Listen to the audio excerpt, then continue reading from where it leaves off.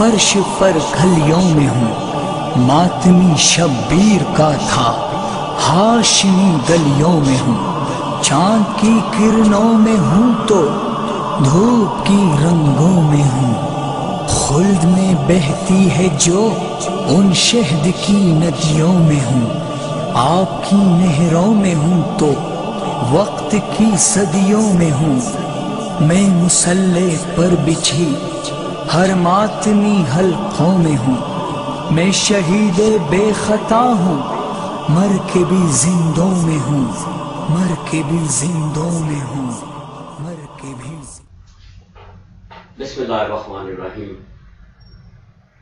ناظرین کرام، شیعہ لنک کے ساتھ جاوید حسین آپ کی خدمت میں حاضر ہے۔ ناظرین، آج کا یہ پروگرام ایک بہت ہی خاص پروگرام ہم نے آج ترتیب دیا ہے، اور اس کی وجہ جیسا کہ آپ سب لوگ جانتے ہیں کہ لاہور میں ہونے والے اس وحشیانہ قتل اور بربریت کی ایک عظیم مثال جو قائم کی گئی ہے، جس میں ہمارے قائد، ہمارے رہبر اور شیعہ نے حیدر کرار کے ایک جید عالم قبلہ کعبہ مرحوم، جن کو مرحوم کہتے ہوئے بھی مجھے دل میں اتنا دکھ ہو رہا ہے، جناب علامہ ناصر عباس صاحب، جن کا تعلق ملتان سے تھا، ان کو شہید کر دیا گیا۔ آج کا ہمارا پروگرام جو ایک گھنٹے کے دورانیہ کا ہوگا، اس پروگرام میں ہم قبلہ کعبہ جناب مرحوم علامہ ناصر عباس صاحب کو خراج عقیدت پیش کرنے کے لیے یہاں پہ ہم بیٹھے ہیں۔ ہر پروگرام کی طرح آج کے پروگرام میں بھی ہمارے ساتھ ایک مہمان ہیں۔ ان مہمان کا تعارف میں کس طرح کرواؤں؟ جب آپ ان کو اپنی سکرین پہ دیکھیں گے تو آپ کو خود ہی محسوس ہو جائے گا کہ یہ پاکستان سے چند دن پہلے ہی تشریف لائے ہیں۔ علامہ قبلہ کعبہ جناب عمران عباس مظہری صاحب کسی تعارف کے محتاج نہیں۔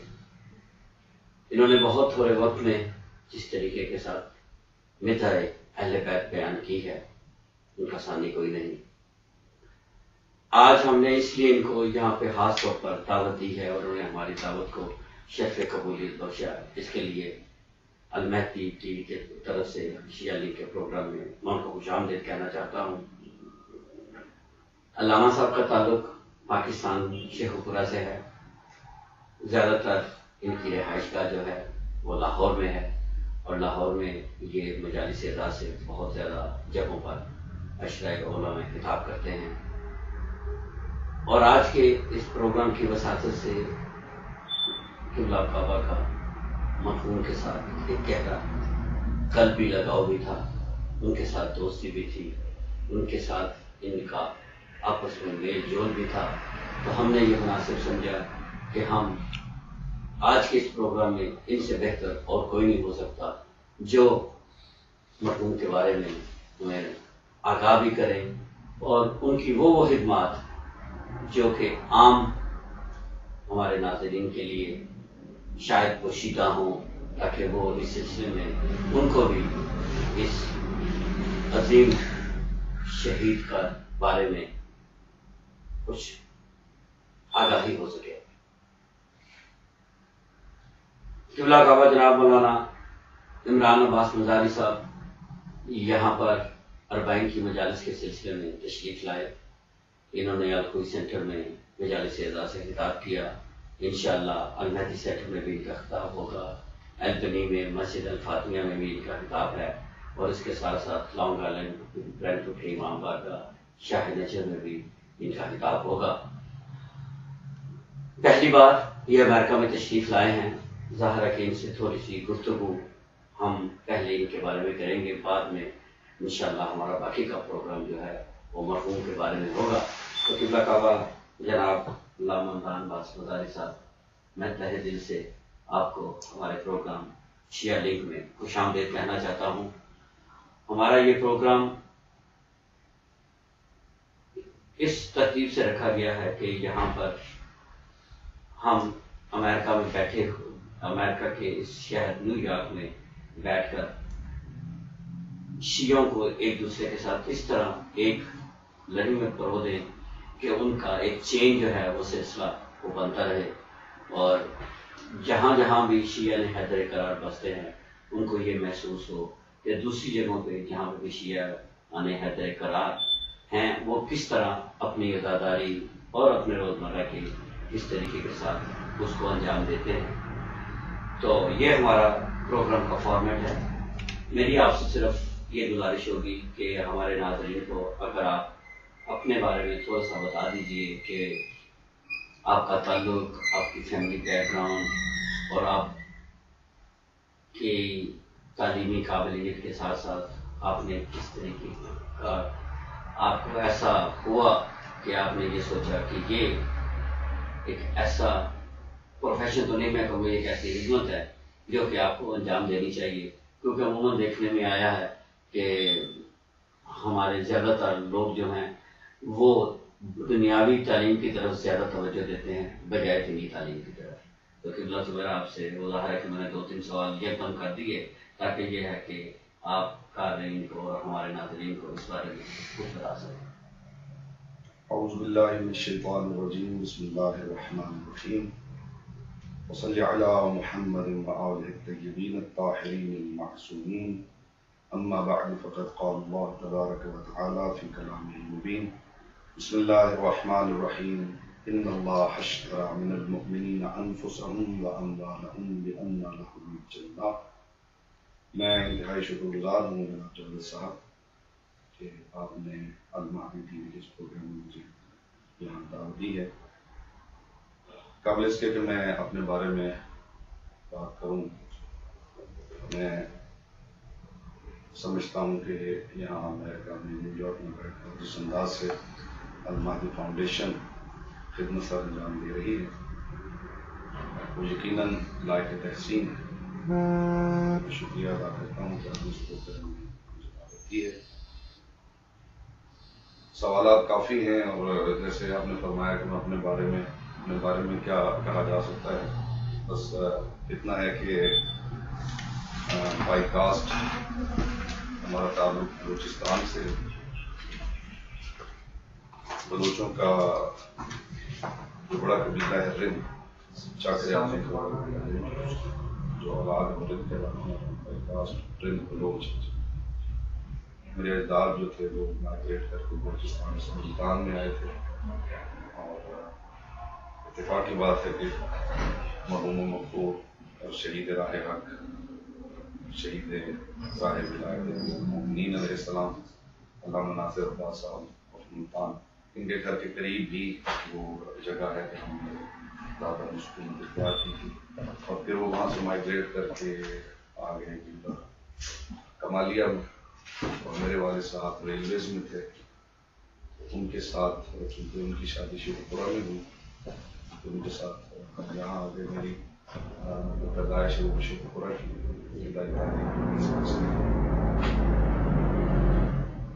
پی ایس سی کرنے کے بعد پھر 90s میں علامہ مرید کاظم نجفی علی اللہ مقام ان کا مدرسہ تھا، مدرسے سے جاتیہ۔ اس وقت میں یہ چاہتا تھا کہ میں قوم چلا جاؤں یا نجف چلا جاؤں تعلیم کے لیے، اور والد صاحب نے ان سے بات کی تو انہوں نے کہا کہ آپ کو وہاں جانے کی ضرورت نہیں ہے، بات اچھی ہے، یہ استاد شخصیت ہے، دنیا میں نہیں رہے۔ میں یہ سمجھتا ہوں کہ آج تک میں ایسی علمی شخصیت نہیں دیکھ پائے، ایسی علمی شخصیت کی صحبت سے فیضیاب نہیں اس قدر سے ہوتے، تو میں خصوصی شفقت کی ہے بھی 10 سال تک مسلسل 8-10 گھنٹے وہ صرف کرتے تھے مجھ کو، اور وہ علوم جو وہاں جا کے کئی سالوں میں پڑھے جاتے ہیں، چند سال میں ہمیشہ ان کی دعا گو ہوں، جہاں تک بھی میں چلا جاؤں یقیناً حسب فیض میں ان کی بارگاہ سے میں نے کیا ہوا ہے، عالم امت اس کے بعد پھر گجرات میں ایک جگہ ڈسکشن ہو رہی تھی مختلف مکاتب فکر کے لوگوں سے، تو گفتگو کے دوران کچھ مومنین بیٹھے ہوئے تھے، انہوں نے کہا کہ آپ ڈسکس کرتے ہیں ڈیبیٹس ہم آپ کو سنتے ہیں تو آپ مجالس کیوں نہیں کرتے؟ میں نے کبھی سوچا نہیں. سم 15 years before انہوں نے کہا کہ آپ ہماری مجلس پڑھیں. وہاں ایک جگہ ہے جی گجرات ریلوے اسٹیشن کے ساتھ، ان کے لیے ہماری مجلس سے آپ پڑھیں. وہ پہلی مجلس تھی جو میں نے پڑھی وہاں پہ، اور بس ایسے ہی تھا کہ وہ میں نے مجلس پڑھ دی اور انہوں نے سن لی تھی. اس کے بعد پھر یہ کہ بات دیکھ وہی گجرات ہی میں نے 2 مجالس پڑھی، اور اس کے 10 دن بعد ہی محرم الحرام تھا، آمد تھی. تو پھر شیخو پورہ میں امام بار کا کلام اشر محرم الحرام کے لیے فیض رضا حسین بابا شاہ صاحب انہوں نے کہا. اس وقت میں یہ سوچ رہا تھا کہ محرم میں کیا کون سا موضوع کروں، کیا کروں. بہرحال مولانا مہربانی جو پہلا محرم تھا اور سے اب تک یہی کوشش ہے کہ تھوڑا مذہب آل محمد کو علوم جدیدہ کے تناظر میں پیش کیا جائے، کیونکہ آج دور ایسا ہے جو نوجوان نسل ہے بے راہ روی کے شکار ہے، شکوک و شبہات کا شکار ہے. چونکہ سائنس کا دور ہے تو میری زیادہ کوشش یہ رہتی ہے کہ سائنٹیفک حوالے سے مذہب آل محمد کی سائنٹیفک جسٹیفیکیشنز دی جائیں، لاجیکل انداز میں بات کریں، اس پر کوشش کریں. ماشاء اللہ قبلہ، جیسا کہ آپ نے بتایا کہ بھائی آج سے 14 یا 15 سال پہلے آپ نے مجالس سے اظہار کا آغاز کیا. کہا کہ ہم نے بھی یہاں پر ان کی مجالس سے فیض یاب ہوئے، اور ناظرین مجھے یہ کہنے میں کوئی آڑ نہیں کہ الحمدللہ جس طرح یہ ہماری نوجوان نسل میں یہ میسیج پہنچا رہے ہیں، اور ان کا جو مخاطب کرنے کا انداز اور جس طرح یہ خطاب کرتے ہیں، وہ لوگوں کے جب تک دلوں میں اور ذہنوں میں نقش نہ ہو جائے یہ اپنے موضوع کو اس وقت تک، میں کیا کہہ سکتا ہوں کہ بس اس کو اس وقت تک وہ ایک خاص جو ہے کہ وہ چاہتے ہیں کہ ان کو گھول کے دماغ میں یہ چیز پہنا دی جائے، ان کو پہنچا دی جائے، تاکہ یہ ہے کہ ان کا میسیج جو ہے وہ ان کے لیے، لوگوں کے لیے بھی ایک مشعل راہ ثابت ہو. الحمدللہ کہ آپ کی اتنے مختصر عرصے میں ظاہر ہے کہ لوگوں کو صدیاں بیت جاتی ہیں علم حاصل کرنے میں، پھر کہیں جا کر وہ ان مجالس اعزاز سے وہ ان کا وہ خطاب ہوتا ہے. لیکن میرا آپ سے صرف یہ ہے، ایک سوال ہے کہ آپ نے اتنا 14 سال سے آپ نے مجالس اعزاز سے خطاب کرتے رہے، تو یہ مجالس اعزاز آپ صرف پاکستان میں ہی آپ رہے یا پاکستان سے باہر بھی آپ کو کوئی اتفاق ہوا؟ جی پاکستان سے باہر شام میں مجالس میں پڑھی ہے. جس ایریا میں ہم رہتے ہیں بہت زیادہ مجالس ہوتی ہیں وہاں بہت زیادہ. وہ سارا سال جتنی انویٹیشنز ہیں، کوشش بہت مرتبہ میں نے کی ہے. عرب اسٹیٹس میں وہاں سے انویٹیشنز آئے ہیں، انگلینڈ سے انویٹیشنز آئے ہیں، یہاں سے 3 سال ہو گئے انویٹیشنز آپ کو پتہ ہے کہ مختلف اسٹیٹ سے آتے ہیں. تو وہ وہاں جو سلسلے ہیں وہ اس طرح کے ہیں کہ 2-3 سال پہلے کی انویٹیشن ہے وہ ساری لکھی ہوئی ہیں. مشکل رہا ہے اب تک میں باہر نکلے، اور یہ پہلی دفعہ ہے کہ میں اتنے لمبے عرصے کے لیے پاکستان سے باہر نکلا ہوں. تو اس کو ہمیں اپنی خوش قسمتی سمجھنا چاہیے کہ آپ الحمدللہ پہلی بار. جی آپ کی ذرا نوازی ہے، میں اسے سادہ سمجھتا ہوں. آپ جیسے سے یہاں پہ ملاقات ہوئی ہے اور یہاں پہ آ کے میں نے دیکھا کہ کس ڈیڈیکیشن سے آپ سب لوگ کام کر رہے ہیں. عالم محمد آپ کو اس کی جزا دیں اور اس کو قبول کریں اپنی بارگاہ میں.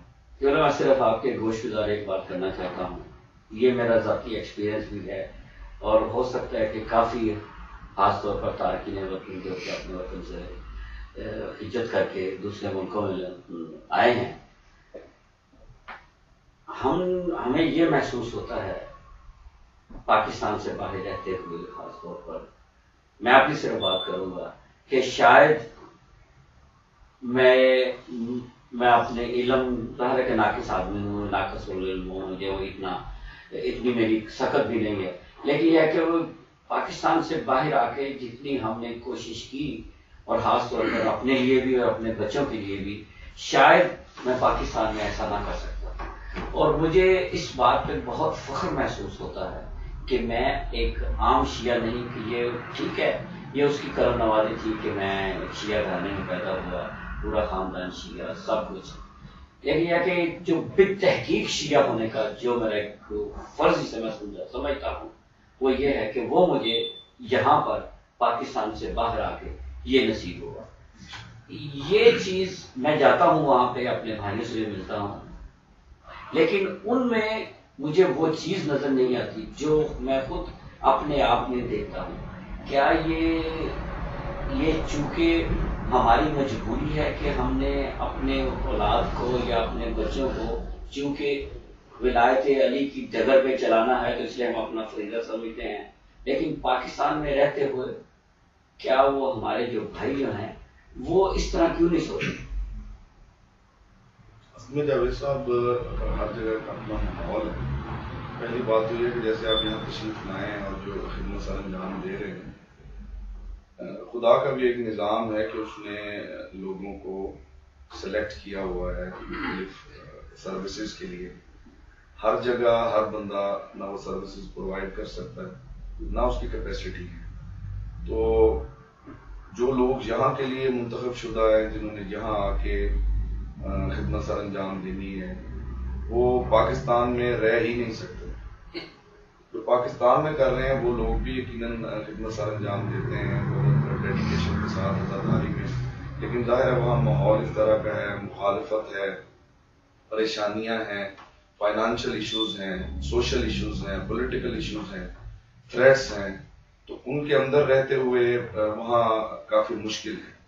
جہاں آپ اپنی مرضی سے ہر طرف آپ محسوس کرتے ہیں کہ پیس ہے، امن ہے، آپ کو پریشانی نہیں ہے، تو آپ آزادانہ وہ تمام امور سر انجام دے سکتے ہیں. وہاں تھوڑا مشکل ہے. آپ یقیناً محسوس کرتے ہوں گے جب آپ جاتے ہوں گے پاکستان کہ وہاں پہ کام کرنا یہاں کی نسبت بہت مشکل ہے. اس کے باوجود ہم نے دیکھا کہ لوگوں نے زندگیاں اپنی وقت کی ہوئی ہیں آزاداری کے ساتھ، تعلیم کے ساتھ وابستگی مختلف شعبے ہیں. تو الحمدللہ میں یہ سمجھتا ہوں کہ شیعہ قوم ایک ایسی قوم ہے جن کے بچے، جوان، بوڑھے، مرد، خواتین سب کے سب مذہبی لوگ ہیں اور مذہب کے لیے ڈیڈیکیٹڈ ہیں. آگے اپنی اپنی کیپیسٹی ہے، کسی کی کیپیسٹی میں نے جو یہاں آ کے دیکھا ہے یقیناً میں دلی خوشی میں نے محسوس کی ہے. جس طرح آپ کا جو نیٹ ورک ہے، آپ کا آپس میں ملنا، لوگوں کے ساتھ لنکس اور جو پیچھے آپ کی سروسز ہیں وہ یقیناً لائق تحسین ہے. میں بڑی اچھی یادیں یہاں سے لے کے واپس جاؤں. مولا آپ کو جزائے خیر دے. بس ہم تو یہی چاہتے ہیں کہ آپ جب وہاں پہ پاکستان میں جائیں تو ہمارے وہاں پہ ہمارے بھائیوں کو یہ پیغام دے دیں کہ ہم ان کے ہاتھ تو ہر غم میں برابر کے شریک ہیں. اگر وہاں پہ کچھ ہوتا ہے تو درد ہمیں بھی ہوتی ہے. ہم اور کچھ تو کر نہیں سکتے، لیکن اپنے تئیں ہم پوری کوشش کرتے ہیں. ہم اپنی زبان کو بند نہیں رکھتے. اگر ہمیں باہر نکلنا پڑتا ہے تو ہم اس کے لیے جلوس بھی نکالتے ہیں، ہم احتجاج بھی کرتے ہیں. ہم اپنے سینیٹرز کو اور اپنے وقت کی جو حکومت جو ہے خاص طور پر یونائٹڈ اسٹیٹ گورنمنٹ میں اپنے سینیٹرز، اپنے کانگریس مین، اپنے میئر، جہاں جہاں بھی ہماری کوشش ہوتی ہے ہم ان کو اس سلسلے میں آگاہ کرتے ہیں کہ پاکستان میں ہمارے بھائیوں کے ساتھ جو ظلم ہو رہا ہے اس کے لیے وہ پاکستانی حکومت کے اوپر پریشر ڈالیں. اسی کے ساتھ ساتھ ہم بھی اپنی طور پہ یہ کوشش کرتے ہیں کہ جہاں پر پاکستانی کونسلیٹ جو ہے اور پاکستانی ایمبیسی واشنگٹن میں جو ہیں اور اس میں ہم کئی بار جا کے ہماری گفتگو ہوئی، ہم ان سے ملے، ہم نے پٹیشن دی، لیکن ہمیں یہ سمجھ نہیں لگتی کہ پاکستان کس سمت جا رہا ہے اور پاکستان کی اس وقت بقا کا مسئلہ بھی ہے تو یہ کس طریقے کے ساتھ حل ہوگا. اور خاص طور پر یہ دیکھیے یہ چند روز پیشتر جو یہ سانحہ پیش آیا اور جس نے پوری شیعہ قوم کو ہلا دیا، اور مجھے اس بات پہ فخر محسوس ہو رہا تھا کہ دیکھیے قربانی تو ہوئی ٹھیک ہے، لیکن اس قربانی کی وجہ سے پورے کے پورا پاکستان جو تھا وہ جس طریقے کے ساتھ یہ ہمارے بھائی ایک دم باہر نکلے، انہوں نے جو اظہار یکجہتی کیا واقعی قابل تحسین ہے۔ اب بحثیت قوم ہمیں آگے کیا کرنا چاہیے کہ کسی طریقے کے ساتھ ہم اپنے آپ کو سیکیور کر سکیں، تاکہ یہ ہے کہ آپ پھر دوبارہ ایسا کوئی حادثہ پیش نہ آ سکے۔ ظاہر ہے کہ جو تو مارنے کے لیے آیا ہے اس کا تو کام یہی ہے کہ اس میں تو اپنے آپ کو خود کش بمبار بن کے اپنے آپ کو مساجد میں یا امام بارگاہوں میں کرنا ہے، لیکن بحثیت قوم پاکستان میں رہتے ہوئے کیا ہم اپنے کس طریقے کے ساتھ کوئی سیٹ اپ کر سکتے ہیں کہ جس سے ہم اپنی قوم کی ایلیٹ سے مراد میں یہی ہے کہ علماء کرام، ہمارے ڈاکٹرز، ہمارے وہ پڑھا لکھا طبقہ جن کی وجہ سے ظاہر ہے کہ قومیں جو ہیں وہ قائم رہتی ہیں، ان کو کیسے ہم بچا سکتے ہیں؟ کیا ہمارے پاس اس کا کوئی حل ہے؟ اور اگر وہ حل ہے تو میرا خیال ہے کہ آپ اگر ہمیں اس سلسلے میں ہمارے ناظرین کے ساتھ بھی شیئر کریں، اور مجھ جیسے خادم کے لیے بھی یہ باعث مشعل راہ بھی ہوگی، تاکہ اسی نقطے پہ چلتے ہوئے، اور ہمارے لیے بھی ظاہر ہے کہ یہ ایک بہتر طور پہ ہوگا کہ ہم یہاں سے بیٹھ کے وہاں کے لیے کیا خدمات انجام دے سکیں۔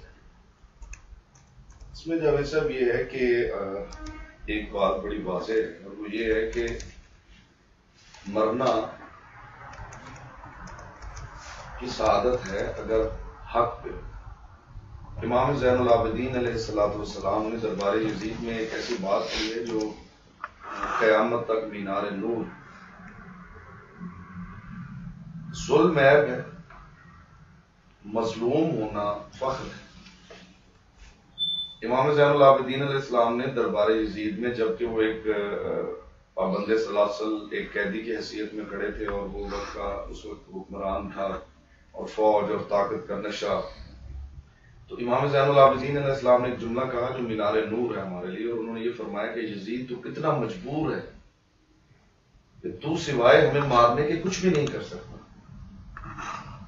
یہ ایک ایسی بات ہے، یہ ایک ایسا درس ہے، مرنا اگر راہ حق پہ ہو تو وہ سعادت ہے۔ مظلومیت ہمارا فخر ہے، مظلومیت ہماری کمزوری نہیں ہے۔ اگر مظلومیت کمزوری ہوتی تو 1.25 لاکھ نبیوں میں بار بار مظلومیت دیکھی گئی ہے۔ ظالموں نے انبیاء پہ ظلم کیا ہے، ظالموں نے اولیاء پہ ظلم کیا ہے، ظالموں نے اوصیاء پہ ظلم کیا ہے۔ انبیاء مظلوم رہے ہیں، اوصیاء مظلوم رہے ہیں، اولیاء مظلوم رہے ہیں، اور ہمارے ائمہ مظلوم رہے ہیں۔ تو مظلومیت کسی کمزوری کا نام نہیں ہے جی، مظلومیت ایک سعادت ہے، مظلومیت ایک فخر ہے۔ جناب امیر متقیان علیہ السلام کا فرمان ہے کہ شک کی زندگی سے بہتر ہے کہ یقین سے مر جاؤ۔ ہمیں الحمدللہ جس راہ پہ ہم گامزن ہیں، جو ہمارا مسلک ہے، مسلک آل محمد، اس میں اتنا تیقن ہے، اتنا یقین ہے کہ اس میں موت ہمارے لیے سعادت ہے، اور مومن کا مرنا ویسے بھی مرنا نہیں ہے۔ رسول اللہ کا فرمان ہے کہ ان کی محبت ایک ایسی چیز ہے، ایک ایسی آل محمد کی معرفت ایک ایسی حقیقت ہے جو آپ کو ویسے ہی مقام شہادت تک لے جاتی ہے، اور یہاں سے منتقل ہونا ہے۔ لیکن جہاں تک بات ہے، 1000 مرتبہ کوئی مارتا رہے، ہم مرتے رہیں گے، مرنا ہماری سعادت ہے۔ اس لیے کہ کربلا میں جو پیغام ہمیں ملا ہے وہ یہ ملا ہے کہ جو پیغام مظلومیت کے ساتھ پھیل سکتا ہے وہ کسی اور طریقے سے پھیلنا ممکن نہیں ہے، ورنہ خدا علی کل شیء قدیر ہے، وہ اپنے پیاروں کو اس طرح کٹنے نہ دیتا، مرنے نہ دیتا۔ مظلوم کی مظلومیت سے ظالم کا ظلم ہی نہ ہو۔ ہمیں مظلوم ہونے میں ہم فخر محسوس کرتے ہیں۔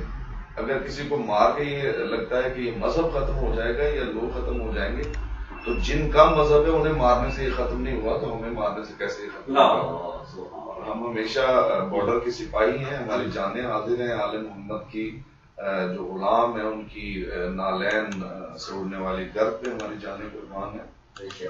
علامہ ناصر عباس آل اللہ مقامہ ونور اللہ مرکزہ، وہ کیسی شخصیت ہے کہ انہوں نے ہمیشہ حق کی بات کی ہے منبر سے، اور وہ کبھی ڈرے نہیں۔ میرا ان کے ساتھ جو ذاتی ایک تعلق تھا، اکثر میرے گھر میں اس ٹاپک پہ گفتگو ہوئی ہے، وہ کہا کرتے تھے کہ میں نے حق بیان کرنا میرا حق ہے. اس کے بعد کیا فرق پڑتا ہے؟ وہی جملہ کہ اگر میں حق پہ ہوں تو کیا فرق پڑتا ہے؟ میں موت پہ جا پڑوں یا موت مجھ پہ آ پڑے. تو ایک بڑے جری، بڑے دلیر اور مذہب حقہ کی بڑی ہمدردی رکھنے والے تھے علامہ ناصر عباس مرحوم مغفور اللہ تعالیٰ. اور میں نے یہ دیکھا کہ انہوں نے ہمیشہ ہی اس پہ فوکس کیا ہے. جہاں تک آپ کے اس سوال کا تعلق ہے، کیونکہ کافی سوالات کیوں میں آ گئے تو میں 10/10 کوشش کر رہا ہوں کہ اسے ٹریٹ کروں. جہاں تک سر پاکستان کا مسئلہ ہے، تو پاکستان میں اتنی زیادہ اقوام آباد ہیں کہ وہاں پہ حالات کا صحیح ہونا کسی ایک قوم یا کسی ایک مذہب کے ہاتھ میں نہیں ہے. جب تک کہ گورنمنٹ اپنے لیول پہ ایسے مضبوط اقدام نہ کرے جس سے وہاں جو کرائم کی شرح ہے وہ کم ہو. اور دوسری بات یہ ہے کہ شیعہ نیشن کے اندر بہت زیادہ ضرورت ہے اتحاد کی. ہر شیعہ کو، جیسے معصوم نے فرمایا کہ ہر مومن دوسرے مومن کے بدن کا عضو ہے، تو وہ بھی کوئی انسان نہیں ہے جسے اپنے بدن کے عضو بھی کی خبر نہ ہو.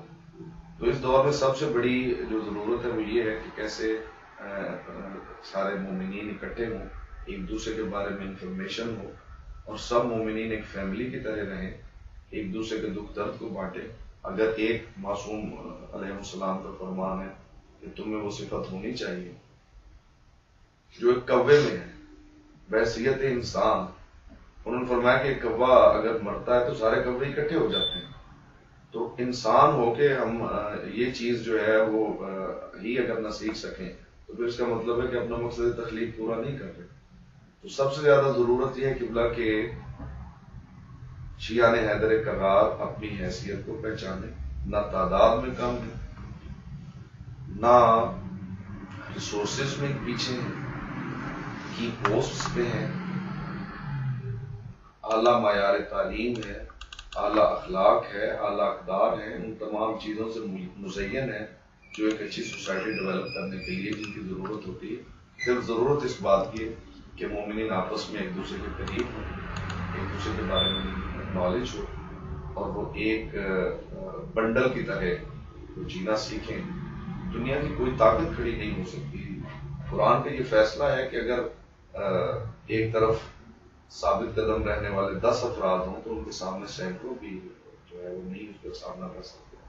تو ہم نے یہی دیکھا کہ جہاں عالم محمد کو ماننے والے سے بات قدم کے ساتھ کھڑے ہوتے ہیں وہاں کوئی بھی مقابلہ نہیں کر سکتا. پھر ضرورت یہ ہے کہ ہم بنیان محسوس کی طرح کہیں ایک جگہ پہ ایک مرکز پہ اکٹھے ہو جائیں. الحمدللہ آزاداری ایسا مرکز ہے جہاں ہم اکٹھے ہوتے ہیں، لیکن اب ضرورت ہے کہ ہم ایک دوسرے کے بارے میں اتنی انفارمیشن کلیکٹ کریں کہ ہمیں ایک دوسرے کے دکھ درد کا پتہ ہو، جہاں کہیں کمزوری محسوس ہو ہم وہاں ہیلپ آؤٹ کریں. جیسے آپ یہاں پہ بیٹھ کے اب دیکھیے، یہ بڑی خوش آئند بات ہے کہ آپ یہاں نیو یارک میں بیٹھ کے علامہ ناصر عباس نہ تو یہاں کے نیٹو ہیں نہ یہاں ان کی شہادت ہوئی ہے، اور میرا خیال ہے شاید مجالس بھی انہوں نے یہاں کبھی نہیں آئے. اب دیکھیں کتنی خوش آئند بات ہے، اور اس سے پاکستان میں جو ویورز ہیں وہ اس بات کو محسوس کر سکتے ہیں کہ یہاں پہ رہ کے آپ نے پورا پروگرام ان کے لیے ترتیب دیا ہے، ڈیزائن کیا ہے. تو یہ بہت بڑی بات ہے. اس سے مطلب 2-3 چیزوں پہ روشنی پڑتی ہے. ایک تو علامہ ناصر عباس مرحوم مغفور اللہ مقاموں کی جو پرسنالٹی ہے، جو ان کی حیثیت ہے، اس پہ بھی جو کتنی اہم شخصیت ہے کہ آپ یہاں بیٹھ کے ان کے لیے اتنا وہ ڈیڈیکیشن کے ساتھ کام کریں. اور دوسری بات جو اہم ہے وہ یہ ہے کہ آپ کی جو اپروچ ہے کہ آپ یہاں بیٹھ کے، وہی بات ہے کہ آپ یہ محسوس کر رہے ہیں کہ پاکستان میں اگر اس طرح ہوا ہے تو وہ ہمارا ایک عضو بدن ہے جو کٹا ہے. تو آپ اس درد کو محسوس کر رہے ہیں، اس کے لیے سب کام کر رہے ہیں. میں نے وہاں کوئی سینٹر میں مجالس کے دوران دیکھا فاتح خان ہوئی ہے، ہر جگہ پر ان کے بارے میں بات ہو رہی ہے. تو بڑی خوبصورت ہے. میں چاہوں گا کہ انہی کے بڑی مرحوم جناب علامہ ناصر عباس، ان کا تعلق ملتان سے تھا، اور میں بھی میرے آبا و اجداد کا ملتان سے ان کا تعلق ہے. تو وہ ایک انسیت سی بھی تھی ان کی. میں مجالس بھی سنتا رہا انٹرنیٹ کے اوپر, اور بہت سی ایسی چیزیں تھیں کہ جس نے ایک نئی روشنی دی ان کی مجالس میں. میں نے بہت کچھ سیکھا اور میں بلکہ سوچنے پہ مجبور بھی ہوا کہ میں اب تک کہاں تھا, میں نے اس سے پہلے ان کی مجالس کو کیوں نہیں سنا. تو الحمدللہ اللہ تعالیٰ نے شاید انہوں نے اتنے مختصر عرصے میں جس پائے کہ وہ خطیب تھے, کم بھی کسی کو ایسی سعادت نصیب ہوتی ہے. میری صرف آپ سے یہ گزارش ہوگی کہ آپ علامہ کے بارے میں اگر کوئی ایسی چیز جو کہ ہم جیسے لوگوں سے چھپی ہوئی ہو, وہ کوئی کچھ ایسا ہو ہمارے ناظرین کے لیے بھی, تاکہ یہ ہے کہ ان کو بھی یہ محسوس ہو کہ ہم کتنی بڑی خوشی سے محروم ہو گئے. اس میں جو ہے سو میں عرض کرتا ہوں کہ علامہ ناصر عباس صاحب کی جو شخصیت تھی وہ ہمجیت شخصیت تھی. ایک کوالٹی جو ان میں تھی کہ بحیثیت خطیب شاید ہی کچھ صدیوں بعد ایسا خطیب پیدا ہوگا جیسے وہ خطیب تھا. اور جو کوالٹی ان کی سب سے بڑی تھی وہ یہ تھی کہ وہ ہر ممبر کے خطیب تھے, ہر ممبر کے خطیب. یعنی اگر آپ انہیں کسی یونیورسٹی میں لے جائیں کہ یہاں اسٹوڈنٹ سے خطاب کرنا ہے تو انہیں پتا ہے کہ میں نے کس معیار پہ یہاں پہ بولنا ہے. ایک دفعہ ایسا ہوا کہ میں نے انہیں فون کیا تو وہ کسی ریلوے اسٹیشن پہ بیٹھے ہوئے تھے, جا رہے تھے زیارات میں, اور ریلوے اسٹیشن پہ آپ کو پتا ہے کہ شور, گاڑیوں کی آمد و رفت اور پسندے اور وہ سب. اور آپ یقین کریں کہ وہ انہوں نے گفتگو کے دوران اس فون کو آن کر کے نہ تو اپنی پاکٹ میں ڈال لیا. ان کی جو میں نے گفتگو سنی یوں لگتا تھا کہ جیسے پورا اسٹیشن جو ہے وہ مجلس ہی سن رہا ہوں, اور یوں لگ رہا تھا کہ یہ شخصیت جو ہے یہ پتہ نہیں مولا نے بنائی اس مقصد کے لیے کہ ہر جگہ پہ ہر جگہ کا وہ ایک عظیم ہوتی. جہاں بھی میں نے دیکھا ہے اگر وہ میڈیا پہ آئے ہیں تو انہیں پتا ہے کہ میں نے میڈیا پہ کیسے بولنا ہے. اور کمال کی بات یہ تھی کہ ایک اعلیٰ خطیب کے لیے جتنی کوالٹیز کی ضرورت ہے اس شخصیت میں ایک بھی مسنگ نہیں. بہترین تلفظ, بولتے ہوئے اپنی گفتگو پہ گرپ. بہت کم ایسا میں نے دیکھا ہے کچھ سبقت لسانی ہوئی ہو یا کوئی ایسی بات ان کے منہ سے نکل گئی ہو جو بعد میں کہ یار یہ کیا نکل گیا منہ سے, کیونکہ بولتے ہوئے فلو میں آپ کو پتا ہے کہ یہ ہو جاتا ہے. آواز مولا نے انہیں اتنی بڑی عطا کی ہوئی تھی کہ جو اور کسی خطیب میں مجھے نظر نہیں ہے. پھر مولا نے آل محمد کے ذکر کے لیے پروردگار نے انہیں جو گلا عطا کیا ہوا تھا وہ بھی میں نے کہیں نہیں دیکھا. اور پھر جو انہیں قوت اور طاقت عطا کی ہوئی تھی جب وہ بولتے تھے تو یوں لگتا تھا کہ جیسے اگلا جملہ یہ نہیں کہہ پائے, لیکن وہ مسلسل آگے بڑھتے ہی چلے جاتے تھے. وہ حیران کن تھے. اور مجالس سے ہٹ کے جو ایک انتہائی پرسنل بات ہے وہ یہ ہے کہ وہ مجالس سے ہٹ کے انتہائی درویش صفت انسان.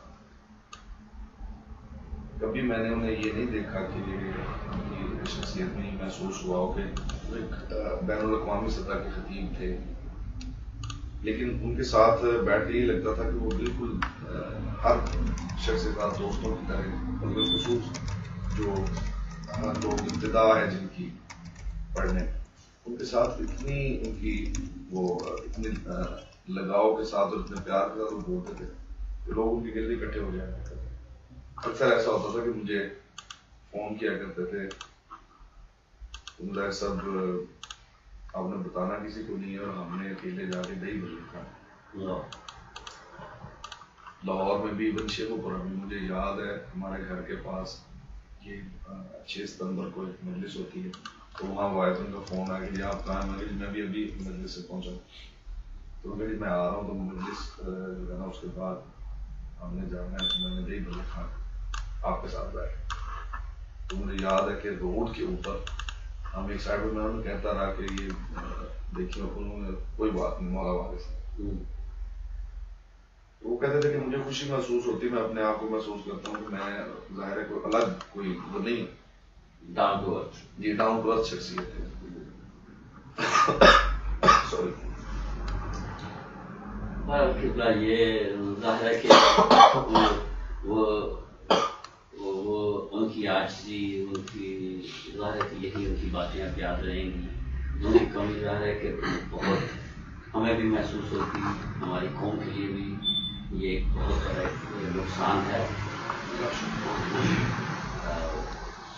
ظاہر ہے کہ ان کے بارے میں ناظرین ہم جتنے بھی بات کرتے جائیں بہت کم ہے، لیکن ایک بات جو بہت مجھے تکلیف دے رہی ہے وہ یہ ہے کہ اللہ کا جناب علامہ ناصر عباس صاحب اتنی جلدی یہاں سے پچھل گئے. اگر کاش وہ ہمارے ساتھ ہوتے، ہم بھی شاید اتنے خوش نصیب ہوتے کہ ان کے ساتھ ہمیں بھی ملنے بیٹھنے کا کوئی موقع ملتا. لیکن بہرحال اللہ تعالیٰ کی یہ شاید اسی کی منشا ہے، خدا تعالیٰ کی. ہم یہاں پر بیٹھ کے ان کے بھائیوں کے ساتھ، فیملی کے ساتھ اظہار تعزیت کر سکتے ہیں اور قوم کو یہ بھی پیغام دینا چاہتے ہیں کہ ہم ہر دکھ درد میں ہم ان کے ساتھ ہیں. اور میں آپ سے ایک بات ذاتی طور پہ شیئر کرنا چاہوں گا کہ جیسا کہ آپ نے پچھلے میرے پروگرام میں نے اپنی والدہ کے لیے دعا کروائی تھی کہ وہ انٹینسو کیئر میں ہیں اور آپ دعا کریں کہ اللہ تعالیٰ انہیں صحت عطا فرمائے. لیکن میں آپ سے شیعہ لنک کے تھرو یہ شیئر کرنا چاہتا ہوں کہ وہ میری والدہ اس دنیا میں نہیں ہے. اور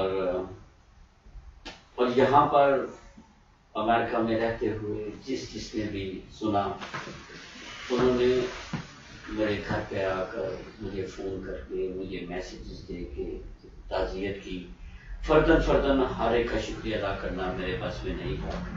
اور یہ پہلی بار یہ اتنی مجھے کمیونٹی نے محبت دی کہ میرے غریب خانے پر اسی دن جس دن کمیونٹی کو پتہ چلا کہ میری والدہ کا پاکستان میں انتقال ہوا ہے، علماء کرام جتنے بھی تھے وہ تشریف لائے اور ایک ہی دن کے میں 3 یا 4 گھنٹے کے اس ڈیوریشن میں 3 مجالس میرے گھر میں ہوئے.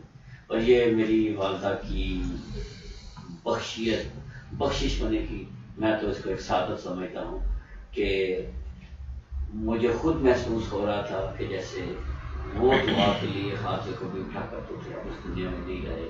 مجھے محسوس ہو رہا تھا کہ جیسے میرے سر سے پتہ نہیں کون سا ایک سایہ دکھا وہ کیا ہے.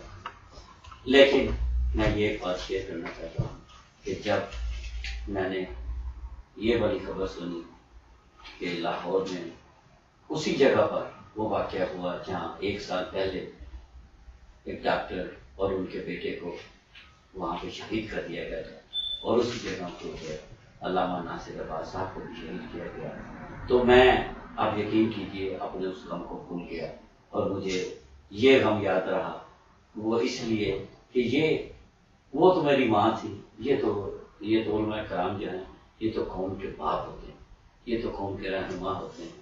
ہم ان علماء کرام کے لیے جب بھی ہم دعا کے لیے ہاتھ اٹھاتے ہیں کہ اللہ ان علماء کرام کا سایہ ہمارے سروں پہ قائم رہے، تو ظاہر ہے کہ اس کی ایک بہت بڑی ایک میننگ ہوتی ہے.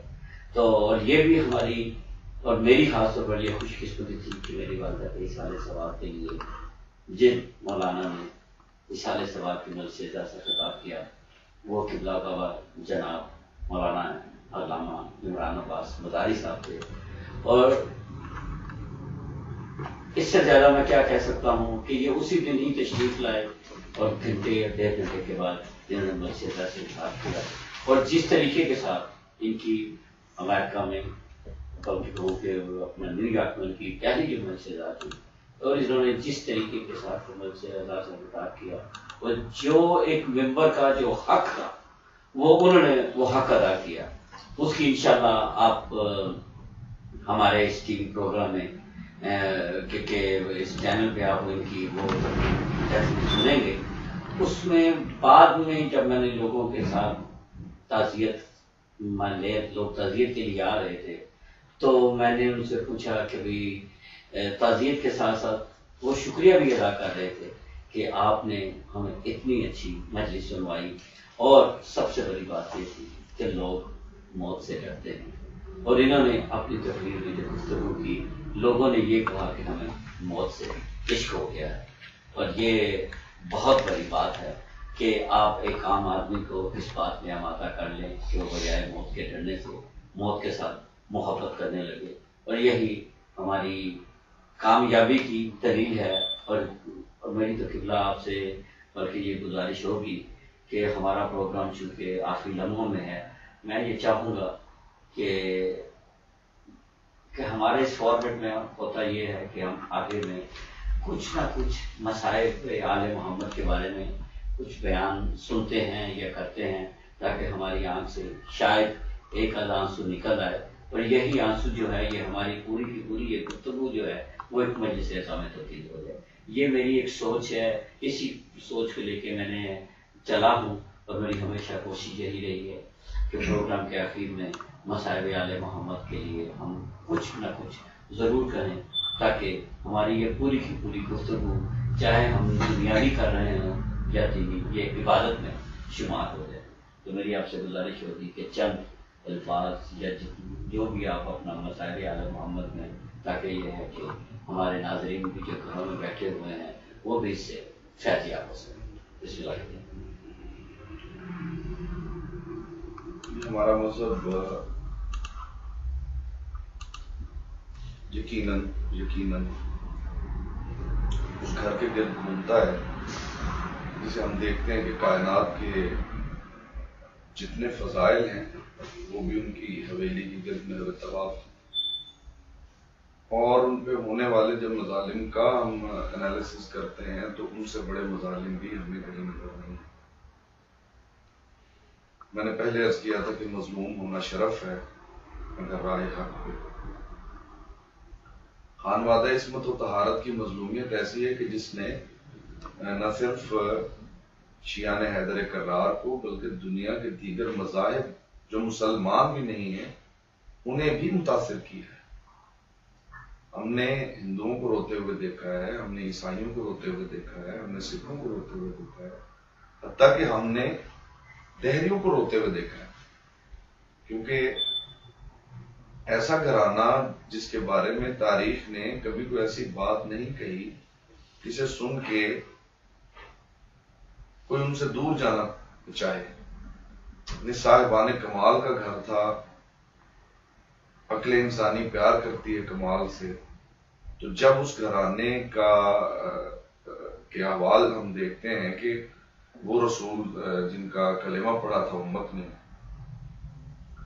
انہی کا گھر، انہی کے بیٹے، انہی کی بیٹیاں، حیرت زدہ ہو جاتا ہوں میں تو یہ سوچ کے کہ کیا اس دور کے جو لوگ تھے انہوں نے اس پہ غور نہیں کیا کہ یہ کون لوگ ہیں؟ یہ رسول اللہ کا خاندان ہے۔ دربار یزید میں ایک عیسائی بیٹھا ہوا تھا جس کا تاریخ میں نام ہے جاسلیک، تو سرکار زین العابدین علیہ السلام جیسے پابند سلاسل تھے، اور تخت یزید کی جو سب سے نیچے والی سیڑھی تھی اس کے اوپر ایک تشت تھا، اور تشت میں سر حسین ابن علی علیہ السلام تھا، اور وہ ملعون ایک چھڑی سے امام حسین علیہ السلام کے سر اقدس کے ساتھ ایسی نازیبا حرکت کر رہا تھا کہ وہ تڑپ گیا۔ امام حسین علیہ السلام کے دندان مبارک پہ چھڑی مار رہا تھا اور وہ تڑپ گیا، اٹھ گیا، اور اٹھ کے اس نے کہا کہ یہ کس کا سر ہے؟ تو یزید نے کہا کہ یہ حسین ابن علی کا سر ہے۔ انہوں نے کہا وہی حسین جو تمہارے نبی کا نواسا ہے؟ تو نے کہا کہ ہاں وہی حسین۔ تو پیچھے ہٹا اور اس نے کہا کہ موصل شہر ہے، وہاں پہ جناب عیسیٰ علیہ السلام جس خچر پہ سواری کرتے تھے اس کا ایک سن دفن ہے، ہم عیسائی ہر سال اس سن کی زیارت کے لیے موصل جاتے ہیں۔ تم کیسی امت ہو کہ تم نے اپنے نبی کے بیٹے کا سر کاٹ دیا؟ یہ کہنے کے بعد وہ امام زین العابدین علیہ السلام کی طرف گیا اور اس نے کہا کہ ان کے ساتھ آپ کا کیا رشتہ؟ تو امام زین العابدین علیہ السلام کی آنکھوں سے سرخ آنسو بہنے لگے، انہوں نے فرمایا کہ یہ میرے بابا ہیں۔ اس نے کہا کہ ان لوگوں کو تو آپ کے نانا نے مسلمان کیا ہوگا، میں سر کی پیشانی سے نکلنے والا جو نور ہے اس نے مجھے مجبور کر دیا کہ میں آپ کے نانا کا کلمہ پڑھوں، اور ان کی مظلومیت نے مجھے مجبور کر دیا کہ میں آپ کے نانا کا کلمہ پڑھوں۔ تو جیسے ہی اس نے کلمہ پڑھا تو یزید نے جلاد کو حکم دیا کہ اس کا سر کاٹو۔ جلاد نے آ کے اس نے کہا کہ اگر تم سر کاٹنا چاہتے ہو تو میں بھی اب یہ چاہتا ہوں میرا سر کاٹ دیا جائے۔ تو تلوار چلی اور سرکار زین العابدین علیہ السلام آگے بڑھے اور اس کا سر لیا، اور لینے کے بعد امام نے آسمان کی طرف دیکھا اور پھر اس کی طرف خطاب کر کے فرمایا یا جا سلی اذا وصلت الجنت بلغ جدی منی السلام، جب تو جنت میں جائے تو میرے نانا کو سلام کہنا۔ اور کہنا نانا جس دروازے پہ آپ رک جایا کرتے تھے اور سلام کیا کرتے تھے، آپ کے بعد امت نے وہ دروازہ بھی چلا دیا۔ جس بیٹی کے احترام میں آپ اٹھ کے کھڑے ہو جایا کرتے تھے، وہ بیٹی یہ نوحہ پڑھتی ہوئی اس دنیا سے چلی گئی۔ سبت علیہ مصائب اللہ ونہا سبت الایام سرن اللیالیا، کہ بابا آپ کے بعد زہرا پہ وہ مصیبتیں آئی ہیں کہ اگر دنوں پہ آتی تو وہ راتوں میں بدل جاتی۔ وہی رسول، وہی مدینہ جس میں رسول اللہ ان بچوں کو کندھوں پہ بٹھا کے مدینے کی گلیوں کی سیر کیا کرتے تھے۔ سرکار باقر العلوم علیہ السلام سے کسی نے پوچھا کہ مولا مدینہ سے مکہ، مکہ سے کربلا، کربلا سے شام، شام سے پھر مدینہ، یہ سارا سفر آپ ساتھ رہے، آپ کو سب سے زیادہ تکلیف کہاں ہوئی؟ جب جناب علی اکبر کو برچھی لگی ہے تب آپ کو زیادہ تکلیف ہوئی؟ تو امام نے لوگوں کہا کہ بڑی تکلیف ہوئی۔ جب جناب عباس کے بازو کٹے تب ان کا کہ بڑی تکلیف ہوئی۔ جب جناب علی اصغر کے گلے میں تیر لگا انہوں نے فرمایا بڑی تکلیف ہوئی۔ اب یہ جملہ بڑا قابل غور ہے جب صاحب، اس نے کہا کہ سب سے زیادہ آپ کو تکلیف کہاں؟ تو امام نے فرمایا کہ سب سے زیادہ مجھے تکلیف اس وقت ہوئی جب میرے دادا حسین نے مدینہ چھوڑا۔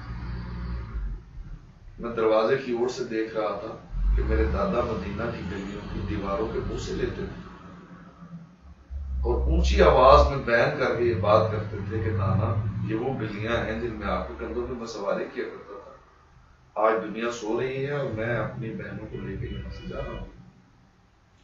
اور تاریخ نے یہ لکھا ہے کہ رسول اللہ کا ایک صحابی تھا جس کا نام تاریخ میں عروہ غفاری، وہ بہرا تھا، اتنا بہرا تھا کہ اس کے بارے میں لفظ ہے کان اللہ تسمع صوت الرعد، بجلی اگر چمکتی تھی تو اس کی کڑک کی آواز نہیں سن سکتا تھا۔ 28 رجب کی رات وہ اچانک اپنے بستر سے اٹھا اور اس نے اپنی زوجہ سے کہا کہ میں تو بجلی کے کڑکنے کی آواز نہیں سن سکتا، یہ کون سی بیوی ہیں جن کے رونے کی آواز میرے کانوں میں آ رہی ہو؟ تو اس کی زوجہ نے کہا کہ میں تمہیں کیا بتاؤں کہ سارا مدینہ سو رہا ہے اور علی کی بیٹیاں جو کبھی دہلیز سے باہر نہیں نکلی وہ مدینہ چھوڑ کے جا رہی ہیں۔ اس سے بڑی کیا مصیبت بیان کی جا سکتی ہے کہ وہ شہر جو انہی کے لیے بسا تھا، وہ شہر جس کا تقدس اسی گھرانے کی وجہ سے تھا، اللہ کا دین بچانے کے لیے خانوادہ عصمت و طہارت انہوں نے دین چھوڑ دیا۔ وہ ایسے مسافر ہوئے کہ جیسے تسبیح ٹوٹ جائے اور اس کے دانے بکھر جائیں۔ رسول اللہ کے ہاتھ کی وہ تسبیح یوں ٹوٹی ہے کہ کوئی دانہ کربلا میں، کوئی شام میں، کوئی طوس میں، وہ دانے سارے نہیں۔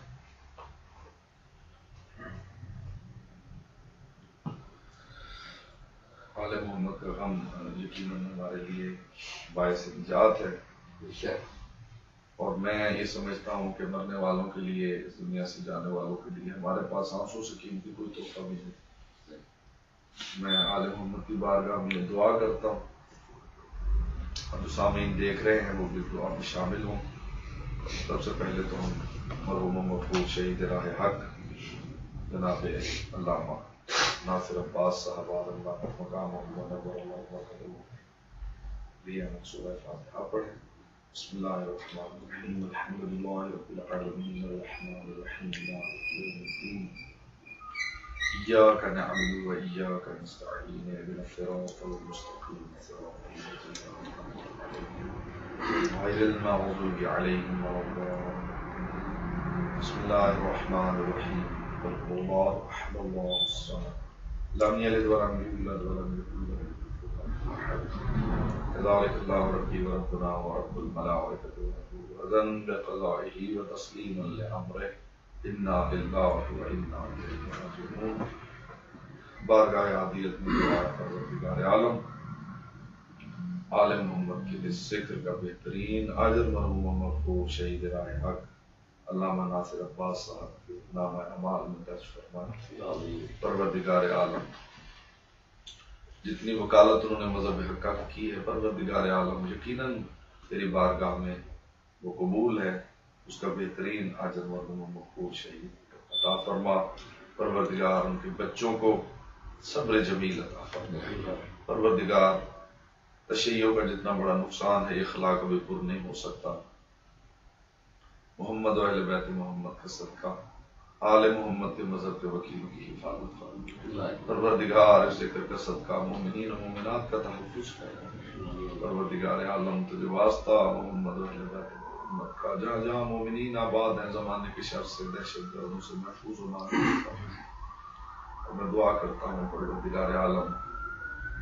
اس ذکر کا بہترین نظر آپ کے والدین مرحومہ کے نام اعمال میں پروردگار پروردگار عالم محمد و آل محمد کے ذکر کا صدقہ عزاداران سید الشہداء کی فہرست میں ان کا نام اور سب سے بڑی دعا مالک کی بارگاہ میں ہے پروردگار پرش دور ہے ہر زمانہ دشمن مالک زمانے کے مالک وارث سرکار بقیت اللہ علیہ السلام کا جب ظہور فرما اللهم كل وليك الحجة بن الحسن صلواتك عليه وعلى آبائه في هذه الساعة وفي كل ساعة وليا وحافظا وقائدا وناصرا ودليلا وعينا حتى تسكنه أرضك طوعا وتمتعه فيها طويلا وصل على محمد وآل محمد وعجل فرجه. آپ نے آج کا یہ پروگرام یہ ہمارا ٹریبیوٹ تھا جناب قبلہ کا اور مرحوم علامہ ناصر عباس صاحب کے لیے. مومنین اگلے ہفتے انشاءاللہ نئے پروگرام کے ساتھ آپ کی خدمت میں حاضر ہوں گے. آج ہم کوئی لائیو کال اس لیے نہیں لے سکے کیونکہ یہ بہت ہی سامنے قسم کی سچویشن تھی، تو اس لیے ہم آپ سے کوئی لائیو کال آج نہیں لے سکے. انشاءاللہ اگلے ہفتے نئے پروگرام کے ساتھ اور آپ کی لائیو کال انشاءاللہ ہم ضرور لیں گے، اس کا ہم حاضر ہوں گے. تب تک کے لیے اپنا اپنے بچوں کا خیال رکھیے اور اللہ کرے کہ ہمارے جتنے بھی ہمارے شیعہ میں قدر جہاں جہاں بستے ہیں اللہ تعالیٰ ان کی مصد کرے چاہتا ہے حفاظت فرمائے. انشاءاللہ اور انشاءاللہ اگر زندگی رہی تو اگلے ہفتے نئے پروگرام کے ساتھ حاضر ہوں گے. بہت بہت شکریہ. السلام علیکم ورحمۃ اللہ وبرکاتہ.